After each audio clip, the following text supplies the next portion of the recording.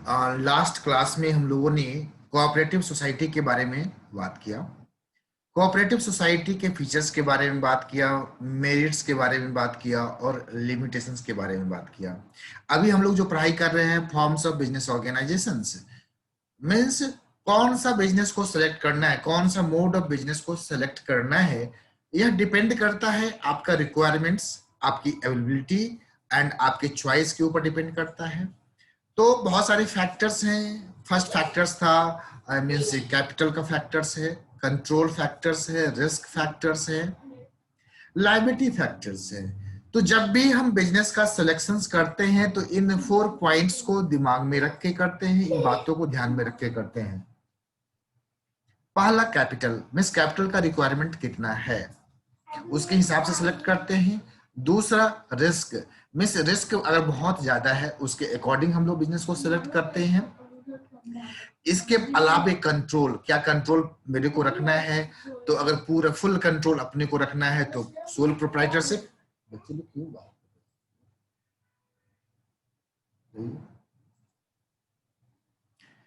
Control and risk. इसके बाद हम लोगों ने ये भी बात किया, जो अगर बिजनेस करने के लिए हम लोग या तो सोल प्रोप्राइटरशिप करते हैं या पार्टनरशिप करते हैं या एचयूएफ करते हैं। एचयूएफ बाय बर्थ होता है, पार्टनरशिप पार्टनरशिप डीड के द्वारा क्रिएट करके, एग्रीमेंट के द्वारा क्रिएट करके पार्टनरशिप बनाया जाता है। तो तीनों का लायबिलिटी अनलिमिटेड था, बट कोऑपरेटिव सोसाइटी की जो लायबिलिटी थी वह लिमिटेड होती है। मिस पर्सनल लायबिलिटी यहाँ पे इन्वॉल्व नहीं होता है। लायबिलिटी की लिमिट होती है ओनली जितना कैपिटल कंट्रीब्यूशंस है। अगर कभी भी कुछ ऐसा अनफोर्सिन होता है, नुकसान की बात आती है, तो आपको नुकसान कितना होगा, जितना आपने कैपिटल उस कोऑपरेटिव सोसाइटी में लगाया है पैसा, उतने तक का ही नुकसान होगा, उसके अलावे आपसे कुछ नहीं मांगा जाएगा।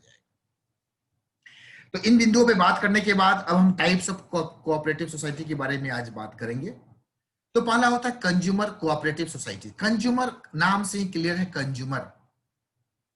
और जैसा कि हम जाने हैं, पढ़े हैं, जो कोऑपरेटिव सोसाइटी, उनका जो मेंबर होता है उसके बेनिफिट के लिए यह काम कराया जाता है। कोऑपरेटिव सोसाइटी का फॉर्म होता है, उसके लिए मिनिमम 10 मेंबर्स की जरूरत पड़ती है। और कोऑपरेटिव सोसाइटी प्रॉफिट अर्न करने के लिए नहीं किया जाता है, वेलफेयर के लिए किया जाता है। पहली बार जो शब्द को याद रखना है, वेलफेयर के लिए किया जाता है। मेंबर्स ऑफ द सोसाइटी का वेलफेयर मांगता है। अब टाइप्स ऑफ कोऑपरेटिव सोसाइटी, पहली बात है कंज्यूमर। कंज्यूमर होता कौन है? हम लोग स्टार्टिंग में ही बात किया था, कंज्यूमर जो या तो गुड्स को या सर्विस को, जो गुड्स को या सर्विस को अवेल करता है, जो यूज करता है, कंजम्पशन करता है, वह कंज्यूमर होता है। अभी मोबाइल टेक्नोलॉजी से हम लोग इंटरेक्ट हो रहे हैं, तो हम सब क्या है, कंज्यूमर हैं। किसका? मोबाइल टेक्नोलॉजी का, इंटरनेट सर्विस प्रोवाइडर का कंज्यूमर है। मैं लैपटॉप से हूं, आप मोबाइल डिवाइस से हो सकते हैं, तो लैपटॉप और मोबाइल डिवाइस के हम लोग क्या है, कंज्यूमर है। तो लैपटॉप क्या हो गया, गुड्स हो गया, इसकी भी सर्विस ले रहे हैं हम लोग। और मोबाइल टेक्नोलॉजी क्या हो गया, इंटरनेट फैसिलिटी क्या हो गया, सर्विस हो गया, इसकी भी सुविधा ले रहे हैं। क्या इतना सुविधा काफी? और भी सुविधाएं हम लोग इन लोगों की ले रहे हैं। इलेक्ट्रिसिटी, विदाउट इलेक्ट्रिसिटी सपोर्ट क्या हम लोग इंटरेक्ट हो सकते हैं? नहीं। पावर, बिजली जल रही है, लैपटॉप में पावर चाहिए, चार्जिंग चाहिए। एंड हमारे यहाँ मोडम है, तो मोडम सपोज केबल डिवाइस है, उसको भी पावर चाहिए उस डिवाइस को ऑन रख के, मीन्स नेटवर्क प्रोवाइड करने के लिए। तो इस तरह से कंज्यूमर, अब हम लोग क्या है, कंज्यूमर है मोबाइल के, नेटवर्क टेक्नोलॉजी के। तो अब एज ए कंज्यूमर अगर हमको कंपनी की सुविधाएं सही से नहीं मिल रही, मान लो जो 4G है, 4G की जो लिमिट है, स्पीड है, वह नहीं मिल रहा है, नहीं, कंपनी नहीं प्रोवाइड कर रही है, तो हम लोग क्या करेंगे, कंज्यूमर का एक सोसाइटी बनाएंगे। 10 मेंबर मिनिमम होगा, 50 हो सकता है, 100 हो सकता है, और सब मिलके इस कॉज को लिए लड़ाई करेंगे। तो कंज्यूमर सोसाइटी जो फॉर्म होता है, protect the interest of consumer, किसका? या कंज्यूमर को समझे, उसके इंटरेस्ट को प्रोटेक्ट करने के लिए किया जा सकता है। अब आगे क्या चीज का प्रोटेक्शन होगा, protect the interest of consumers. और मेंबर्स कंप्राइज करता है कंप्राइज मतलब कंसिस्ट करता है, मतलब मेंबर्स कौन कौन हो सकता है। जो भी व्यक्ति डिजायरस है, इच्छा रखता है obtaining good quality products at reasonable price. क्यों फॉर्म होता है? क्योंकि हर कोई को चाहिए भैया, गुड क्वालिटी प्रोडक्ट चाहिए एट ए रीजनेबल प्राइस चाहिए। और आज हम लोग कहते हैं जो भैया बड़ा कंपटीशन का मार्केट हो गया है। जी बिल्कुल, कंपटीशन का मार्केट है। पहले आज से 20-25 ईयर्स बैक बहुत ज्यादा कंपटीशन नहीं था, तो अर्निंग प्रॉफिट मार्जिन जो हुआ करता था बहुत ज्यादा हुआ करता था। और कहीं ना कहीं मैं ऑडिट से हूं और कहीं ना कहीं मैं बिजनेस में भी इन्वॉल्व रहा हूं, तो मैं जानता हूं अभी इंडस्ट्री का प्रॉफिट मार्जिन क्या है। तो consumer bar bar good quality product at reasonable price and consumer की अवेयरनेस की वजह से आज हमारे को जो प्रोडक्ट अवेलेबल होता है बहुत ही रीजनेबल प्राइस पे होता है। क्या होता है? बहुत ही रीजनेबल प्राइस पे होता है। तो consumer cooperative society protect the interest of consumers, और काहे को? Obtaining good quality product at reasonable price. और ये जो कोऑपरेटिव सोसाइटी होता है क्या करता है? मिडलमैन को एलिमिनेट करता है। अक्सर अभी भी बहुत सारी सर्विस के बीच में मिडलमैन होते हैं। मिडलमैन करने का मतलब स्टॉकिस्ट, रिटेलर, डिस्ट्रीब्यूटर, सारे पॉइंट्स आते हैं, कमीशन एजेंट आते हैं बीच में। अगर वह सर्विस डायरेक्टली कंज्यूमर तक पहुंच जाए, बीच में कोई मिडलमैन ना हो, तो क्या होगा? ये जो बीच में प्रॉफिट मार्जिन जो कमा रहे हैं, तो कंज्यूमर को सस्ते दामों पे सामान मिल जाएगा। तो कोऑपरेटिव सोसाइटी बीच में आती है, उस सामान को लेती है और अपने मेंबर्स को सस्ते दामों पे देती है। सस्ते दामों पे कहने का मतलब, क्योंकि प्रॉफिट कमाना नहीं है, जिस दाम में खरीदा एक ऑपरेटिंग खर्चा मान के और अपने मेंबर्स को दे देना है।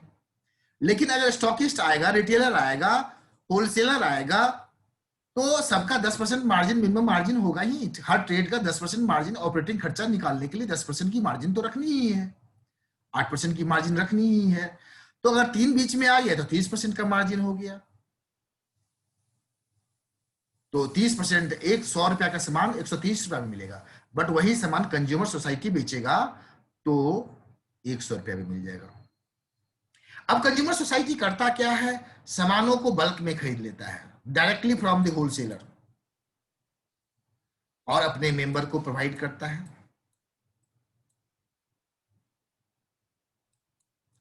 बहुत सारे जो चेन मार्केटिंग है और उसमें मींस एजेंट बनाए जाते हैं, और वह कंपनी और एजेंट डायरेक्ट उसके द्वारा, एजेंट के द्वारा प्रोडक्ट को जो है सो सप्लाई होता है।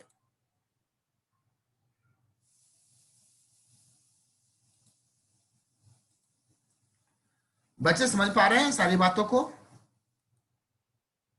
ऐसा अच्छा, आप लोगों को क्या लगता है, मतलब मैं स्लो पढ़ाता हूं या फास्ट पढ़ाता हूं कि कंफर्टेबल है आप लोग?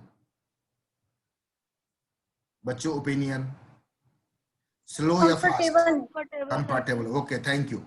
कंफर्टेबल है। स्पीड में कोई दिक्कत नहीं है, मतलब चाल एकदम ट्रेन की सही है। इस चाल में आप लोग एंजॉय कर रहे हैं इस ट्रेन की चाल की स्पीड बढ़ाई यस सर। जाएगी? ओके चलिए, थैंक यू।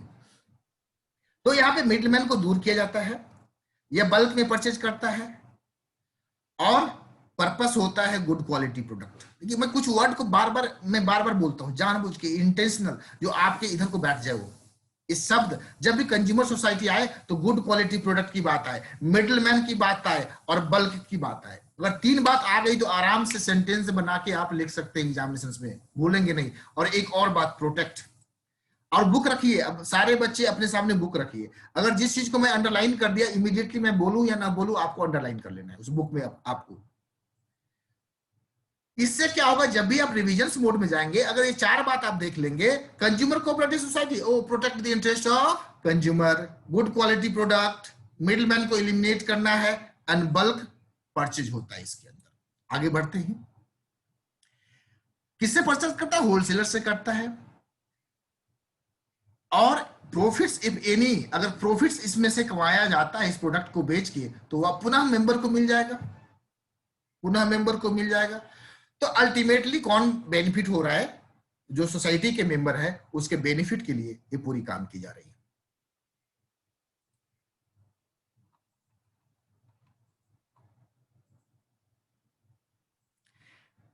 अब आते हैं प्रोड्यूसर।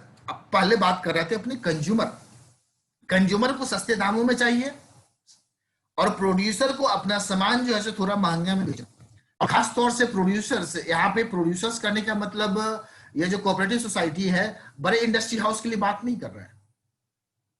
बड़े इंडस्ट्री हाउस के पास तो मीन्स क्या बोलते हैं, मीन्स निगोशिएटिंग पावर होता है, वो अपने सामान को जिस कीमत पे चाहते हैं उसी कीमत पे बेचते हैं। लेकिन बीच में कौन जाता है? फार्मर। जो छोटे छोटे प्रोड्यूसर्स हैं वह अपने सामानों को अच्छे दामों पे बेच नहीं पाते हैं। लेकिन जब उसकी रॉ मटेरियल खरीदते हैं, मान लीजिए एक फार्मर है, खाद का परचेज करता है, सीड्स का परचेज करता है, उसके अलावा ईंधन का परचेज करता है, मीन्स पानी पटाने के लिए, प्लस और भी जो डिवाइस एग्रीकल्चरल इंस्ट्रूमेंट्स इक्विपमेंट्स की परचेज करता है, सब महंगे दामों पे, मतलब वो निगोशिएट नहीं कर सकते हैं। एक काम करते बाबू, बाहर वाले फिल्टर से पानी भर लिया। तो प्रोड्यूसर, प्रोड्यूसर यह स्मॉल प्रोड्यूसर, जैसा कि मैंने पहले ही कहा, बड़े वालों के लिए नहीं बना है, छोटे छोटे मछलियों के लिए बना है। समुद्र के अंदर जो बड़े मछली है वो तो छोटे मछली को खा रहे हैं, तो बड़े मछली को प्रोटेक्ट करने की कोई व्यवस्था यहाँ पे नहीं की जा रही, क्योंकि बड़े मछली तो खुद प्रोटेक्टेड है। उनको क्या प्रोटेक्ट करना? छोटे छोटे लोगों को, छोटे प्रोड्यूसर को प्रोटेक्ट करने की जरूरत है। तो इसके अंदर में जो मेंबर्स होते हैं कंप्राइज ऑफ प्रोड्यूसर्स, जिनको डिजायरस ऑफ प्रोक्योर करना इनपुट्स एंड आउटपुट्स। दो बच्चे आज बात कर ले, इनपुट्स क्या होता है और आउटपुट्स क्या होता है, इसको समझ के जाइएगा। लाइफ में हमेशा इसकी बात होगी। जब भी कभी कोई हायर स्टडी भी करेंगे तो इनपुट एंड आउटपुट का खेल को समझते हैं। इनपुट किसको कहते हैं एंड आउटपुट किसको कहते हैं। अगर हो सके तो आप अपने बुक के पास में लिखेंगे भी, और कॉपी है तो कॉपी पे भी लिखेंगे इनपुट और आउटपुट।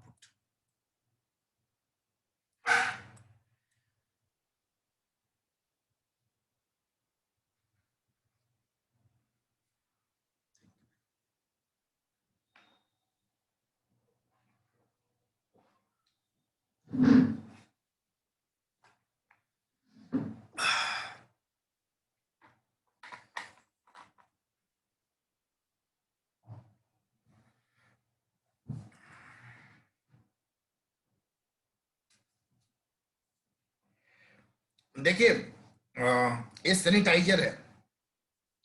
इस सैनिटाइजर को प्रोड्यूस करने के लिए बहुत सारे एलिमेंट्स, बहुत सारे मटेरियल्स लगे होंगे। प्लास्टिक का बोतल लगा, प्लस कुछ केमिकल्स भी लगे, प्लस इसको पैकिंग करने के लिए, प्लस इसको स्टिकर लगाने के लिए पेपर भी चाहिए थे, प्रिंटिंग भी हुआ इसके ऊपर।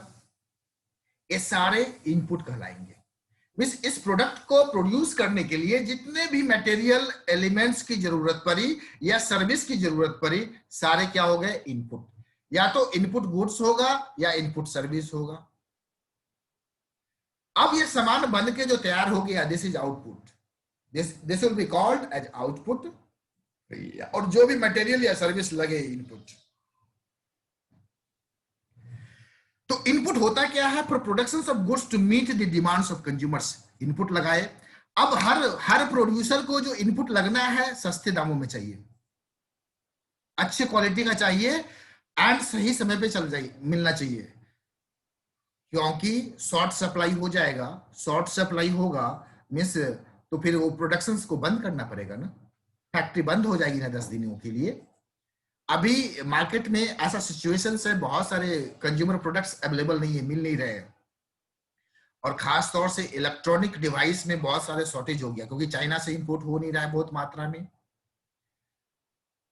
तो बहुत चीजें अवेलेबल नहीं हो पा रही है। तो कंज्यूमर, एक प्रोड्यूसर कोऑपरेटिव सोसाइटी का क्या होता है, अपने मेंबर को जो रिक्वायरमेंट्स होता है पंखा एक तेज कर लो, एसी बंद हो गया। तो उनको प्रोड्यूसर कोऑपरेटिव सोसाइटी क्या करते हैं, अपने पास स्टॉक रखते हैं और मेंबर को जब जब चाहिए रॉ मटेरियल, जो भी मटेरियल चाहिए उनको सस्ते दामों पे, मींस कम कॉस्ट पे सप्लाई कर देते। कम कॉस्ट मतलब उनकी परचेजिंग ही लो होती है, उनको प्रॉफिट कमाना नहीं है। पहला चीज ये हो गया इनपुट। अब ये सोसाइटी क्या करता है, फाइट अगेंस्ट बिग कैपिटलिस्ट। बड़े मछली को प्रोटेक्ट नहीं करना है, तो सोसाइटी अब छोटे छोटे मछली मिलके, सारे छोटी छोटी मछली मिलके बड़े मछली के साथ लड़ाई करना है। तो कहीं ना कहीं अगर यूनिटी हो जाती है, एकता होती है कहीं भी, तो हम उस वार को विन कर सकते हैं। तो बिग कैपिटलिस्ट से हम बार्गेनिंग करते हैं, या तो बेचने में या खरीदने में। वह जो कोऑपरेटिव सोसाइटी होता है वह वेल टू एजुकेटेड होता है, उसे मार्केट का नॉलेज होता है, किस प्रोडक्ट को कितने में खरीदना है और किस प्रोडक्ट को कितने में बेचना है, प्लस मार्केट कंडीशंस का भी उसे अनुभव होता है, क्योंकि उसके मेंबर्स जो होते हैं एज ए सिंगल मैन, जो education and as a whole education means बहुत सारे मेंबर्स का सब मिला के एजुकेशन तो ज्यादा अच्छा रहेगा। तो ये क्या करता है, सप्लाईज करता है raw materials, equipments and other inputs to the members, जो मैंने पहले ही कंप्लीट कर दिया, और इस मेंबर से बाई कर लेता है output for sale. Output word आ गया ना, देखिए। तो जो आउटपुट, ये क्या है, आउटपुट। कोई भी सामान आपके सामने, नजर के सामने जो कुछ भी दिखता है, कुछ भी दिख जाए, दैट इज आउटपुट। अब मैं एक सवाल पूछता हूं, देखिए ए माउस मेरे लिए क्या है, व्हाट इज माउस। अच्छा, एक बहुत अच्छा याद आ गया मेरे को, कंप्यूटर क्लास में, आप लोग कंप्यूटर क्लास किए हैं? आप लोग यस कंप्यूटर सर। क्लास, तो input device and output device पढ़ाया गया होगा। Input device and output device पढ़े हैं? Yes sir. Okay good. तो मेरे लिए, अभी मेरे लिए आउटपुट डिवाइस क्या है और इनपुट डिवाइस क्या है?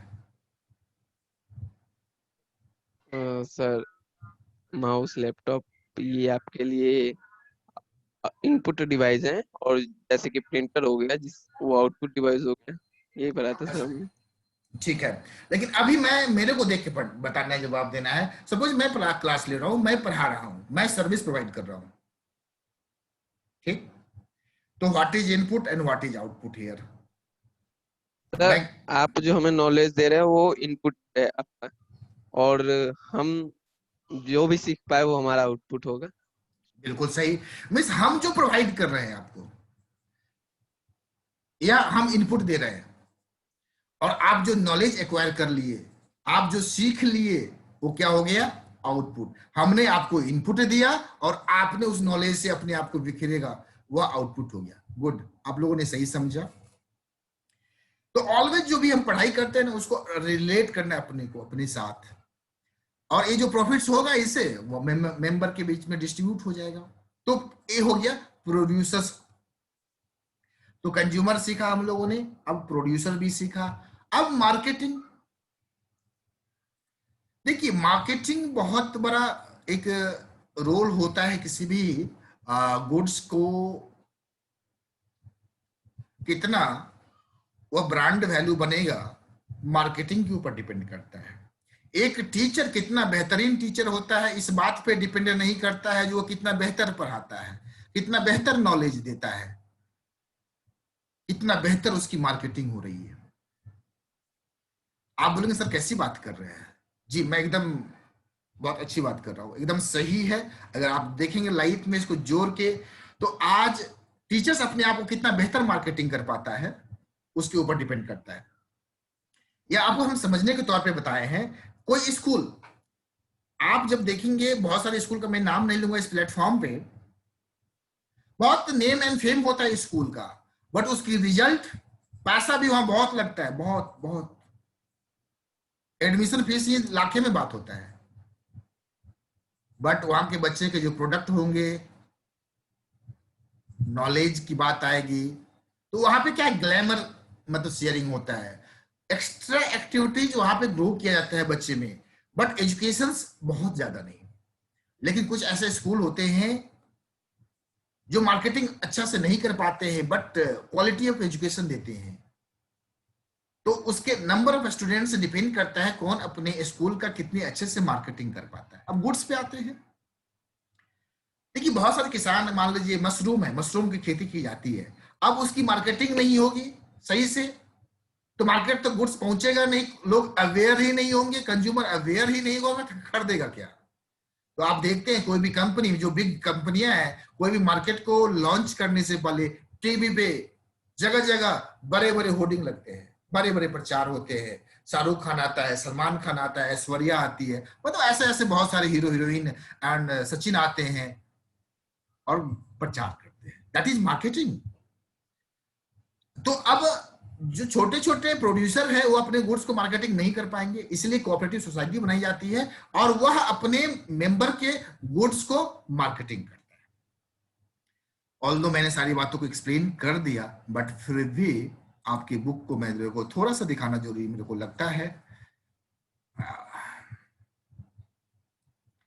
यह हेल्प करता है इसको, स्मॉल प्रोड्यूसर्स को, इन सेलिंग देयर प्रोडक्ट्स।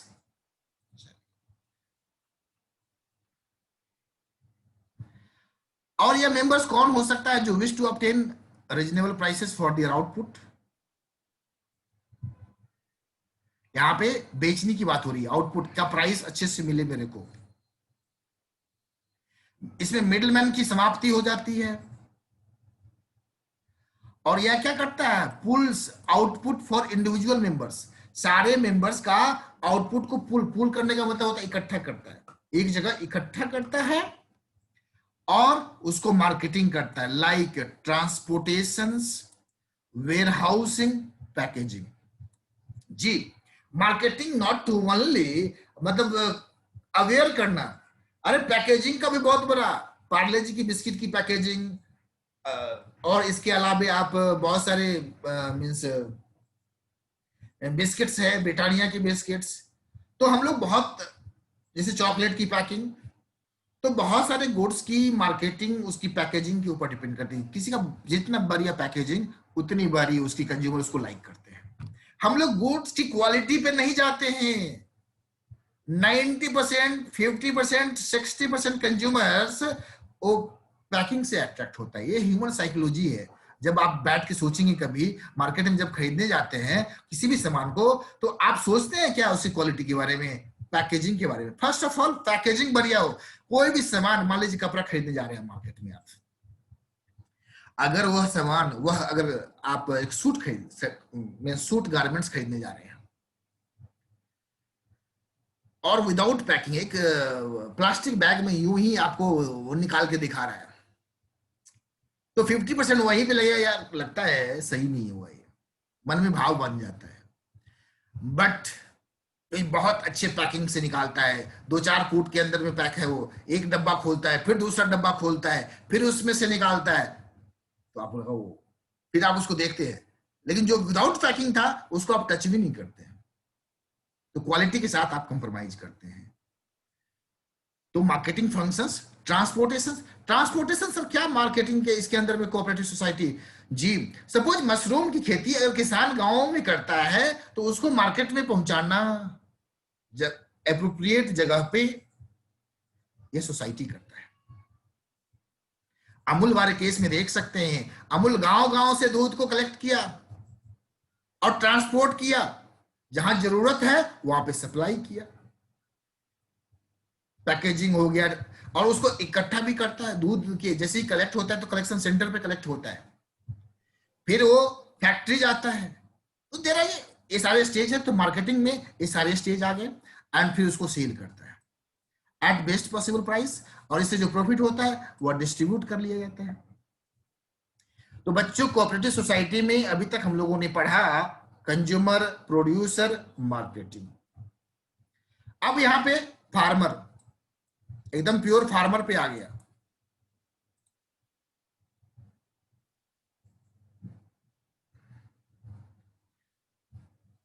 जैसा कि हम लोगों ने इस पे बात किया था आपका प्रोड्यूसर वाले पे, तो प्रोड्यूसर ये इंडस्ट्री हाउस को ही रखा, फार्मर को अलग करके रखा इधर।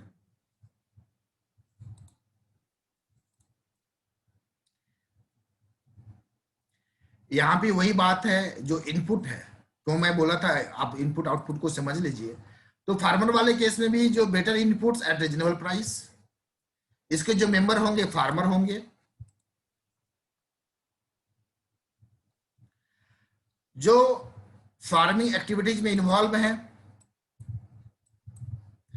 और इससे जो प्रॉफिट होगा इसको बांट लिया जाएगा, एंड प्रोडक्टिविटी को इंक्रीज किया जाएगा। इसके अंदर में क्वालिटी सीड्स चाहिए, फर्टिलाइजर चाहिए, मशीनरी चाहिए जो मैंने बात करके रखा था पहले से, एंड मॉडर्न टेक्नोलॉजी चाहिए हमको कल्टीवेशन ऑफ क्रॉप्स में। अगर हमको बेटर क्वालिटी सीड्स मिलेगा, फर्टिलाइजर्स मिलेगा, मशीनरी मिलेगा। मुझे याद है एक समय, वह समय था 2000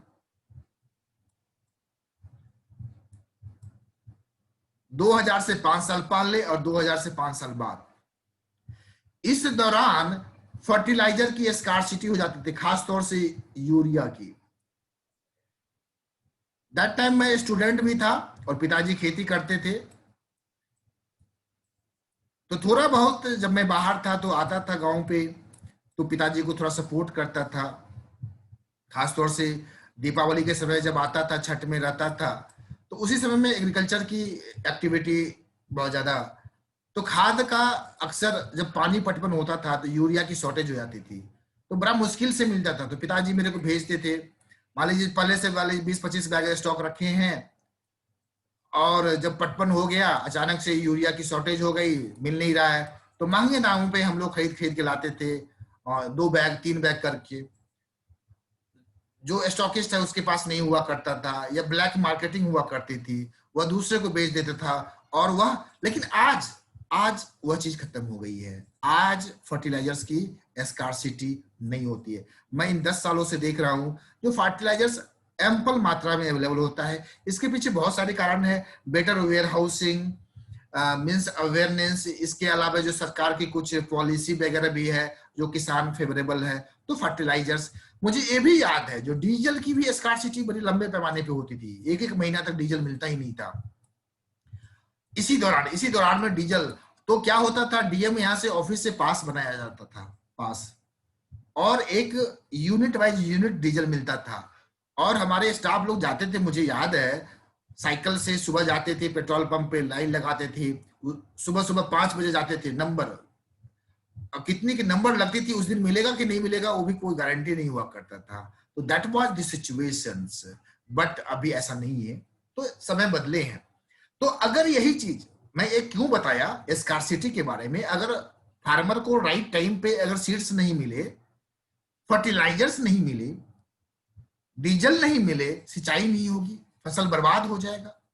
और खेती टाइम पे नहीं हुआ, 1 महीने का टाइम होता है, अक्टूबर से नवंबर का मंथ होता है, और 15 दिसंबर के भीतर पूरी बुआई कर लेनी है। अगर आप नहीं किए तो फिर आपकी जो है मीन्स आप बुआई भी करेंगे तो वह सही से मीन्स अंकुरित नहीं होगा, आपकी जो प्रोडक्शन होनी चाहिए, जितने होने चाहिए वह नहीं हो पाएगा, तो आपको अच्छा यील्ड भी नहीं होगा और रिटर्न्स भी नहीं आएगा। तो ये जो फार्मर कोऑपरेटिव सोसाइटी होते हैं, यह अपने मेंबर्स को राइट टाइम पे बेटर क्वालिटी सीड्स प्रोवाइड करते हैं, फर्टिलाइजर्स प्रोवाइड करते हैं, और मशीनरी। मुझे ये भी याद है उस समय में जो जो सीड्स हुआ करते थे, मिस मार्केट में पहले अवेलेबल नहीं होते थे, लेट से अवेलेबल होते थे। बहुत सारे कारण हो सकते, मुझे कारण नहीं मालूम, व्यवस्था अच्छे से मैनेजमेंट की कमी हो सकती है, क्योंकि सीड्स लेट से मार्केट में आता था, लेट से आने का ट्रांसपोर्टेशन हो सकता है, लेटर प्लानिंग हो सकता है, बट अभी होलसेलर पहले ही मंगा के रखते हैं। बट मुझे याद है इन दौरान में ऐसा हुआ करता था। तो अभी तक हम लोगों ने 4 पढ़ा, अभी 5वां क्रेडिट कोऑपरेटिव सोसाइटी। ये थोड़ा सा भिन्न है। अभी तक हम लोगों ने कंज्यूमर पढ़ा, प्रोड्यूसर पढ़ा, फार्मर कोऑपरेटिव सोसाइटी पढ़ा, मार्केटिंग पढ़ा। अभी हम लोग क्रेडिट का मतलब ही होता है अच्छा, क्रेडिट का मतलब होता है जो उधार, मीन्स पैसे का लेन देन, जहां पे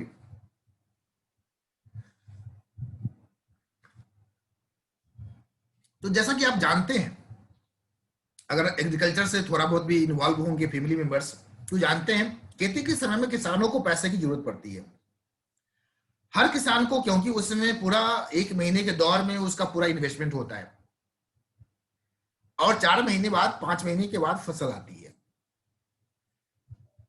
तो पहले के जमानों में क्या है, प्रोडक्टिव कैपेसिटी बहुत नहीं हुआ करता था, तो हर किसान को पैसे की जरूरत होती थी तो वो ब्याज पे पैसा उठाते थे।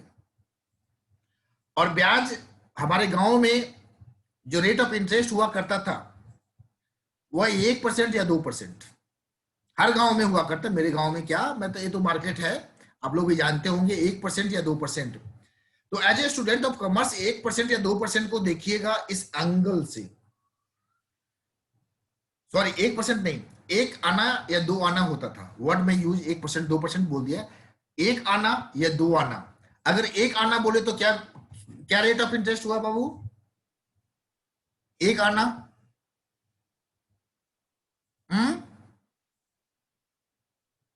Anyone have any idea?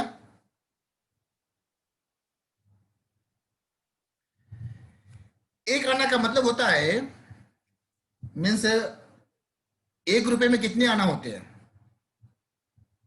100। 100।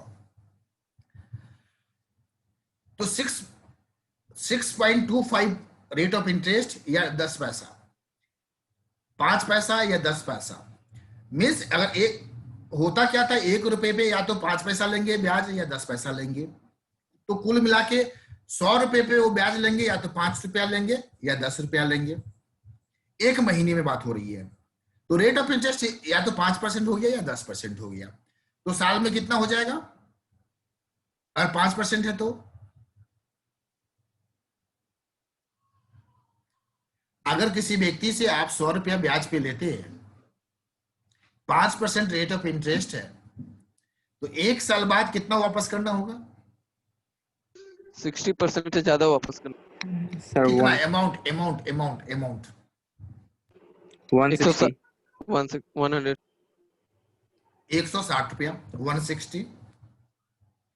Imagine अगर वही 10% हो गया तो आपको करना पड़ जाएगा, कितना करना पड़ जाएगा? 220।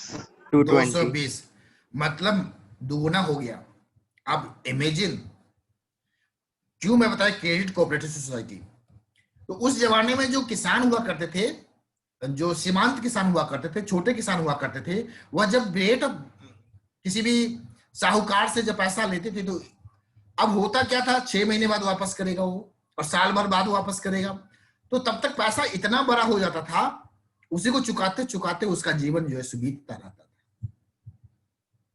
लेकिन आज बहुत सारे माइक्रो फाइनेंस आ गए हैं, क्रेडिट कोऑपरेटिव सोसाइटी आ गई है, तो रेट ऑफ इंटरेस्ट मुश्किल से 9%, 10%, 12% होता है। अपने मेंबर को पैसा देते हैं, फसल जब उगता है तो अब उसी को बेचना है, वो अपना पैसा काट लेते हैं और बाकी का वापस कर देते हैं। बात को समझे।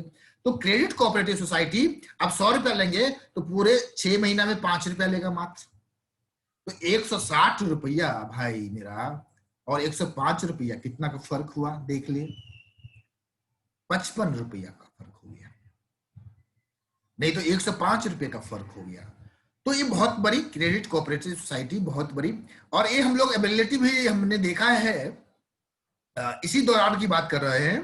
तो कोऑपरेटिव सोसाइटी हुआ करता था, कोऑपरेटिव सोसाइटी, तो हम लोग के पिताजी उसके मेंबर थे, तो यहाँ से खाद वगैरह भी मिलता था, बीज भी मिलता था, प्लस पैसा भी मिलता था खेती करने के लिए, जो अभी के डेट में क्या है, बहुत ज्यादा प्रिवलेंट नहीं है। क्यों नहीं? क्योंकि बैंकिंग सिस्टम बहुत हो गए, किसान क्रेडिट कार्ड मिलता है, 1-1 लाख का किसान क्रेडिट कार्ड मिल जाता है, 2-2 लाख का, और लोगों के पास अभी समृद्धि आ गया, प्रोस्पेरिटी आ गया है।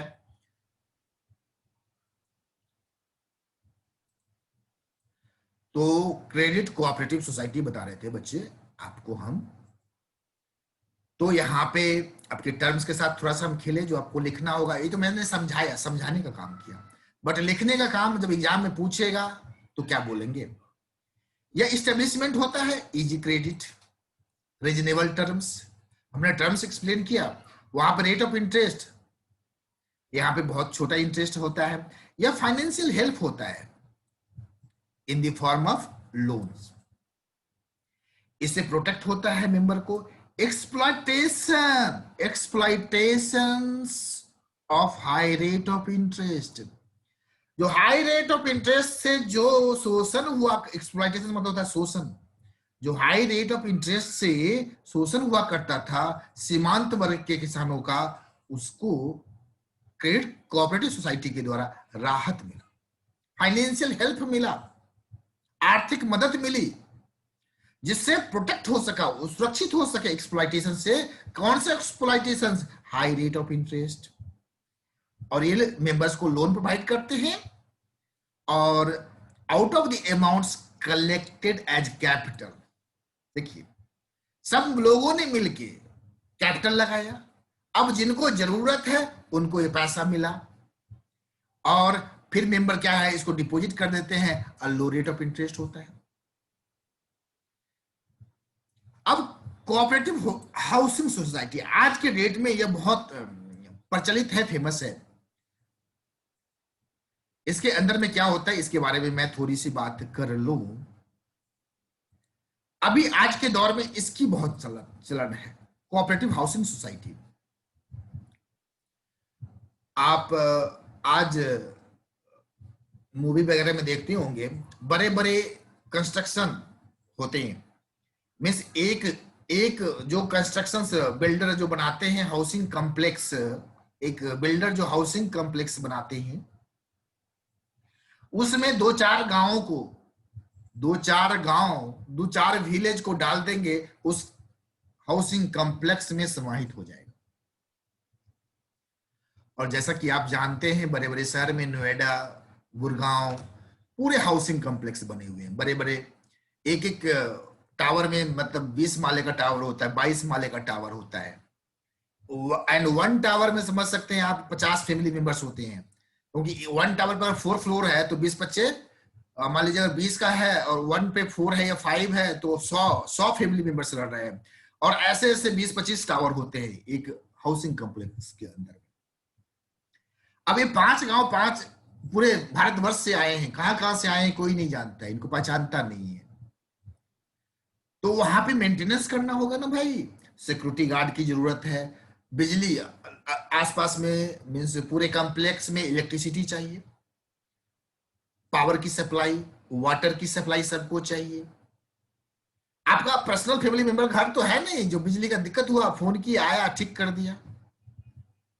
ये तो हाउसिंग कॉम्प्लेक्स, कहां से इश्यू खड़ा हुआ पता ही नहीं चलेगा, वाटर का प्रॉब्लम कहां से हुआ पता ही नहीं चलेगा, और एक ठीक कराने गया तो पूरे बाकी को प्रॉब्लम हो गया। तो इसीलिए ऐसे पूरे सोसाइटी में कोऑपरेटिव सोसाइटी एक फॉर्म किया जाता है, जो बेटर वे में मेंबर्स को सर्विसेज मिले, सिक्योरिटी गार्ड की सर्विस मिले, जब कोई आवे तो गेट खोले, गेट बंद करे। तो अब आते हैं, इस चीज तो मैं समझाया, अब आपकी किताबों में क्या लिखा है उसको देखते हैं।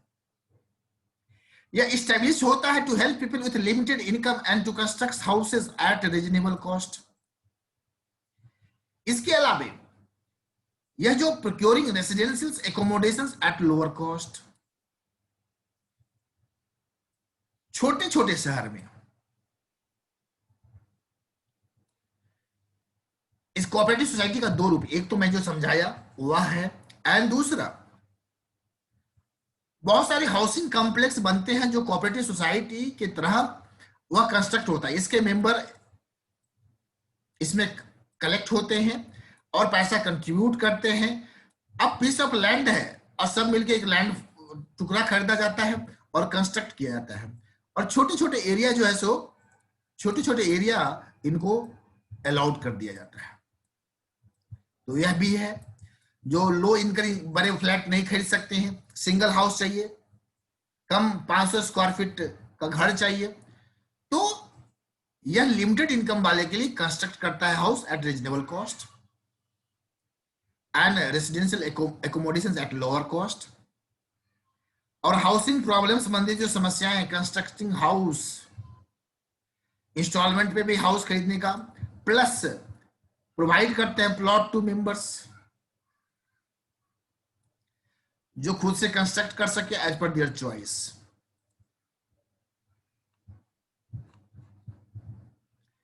कोऑपरेटिव सोसाइटी का टॉपिक आपका खत्म हुआ। नेक्स्ट क्लास मंडे को हम लोग कवर करेंगे कंपनी। लास्ट टॉपिक है इस चैप्टर का कंपनी।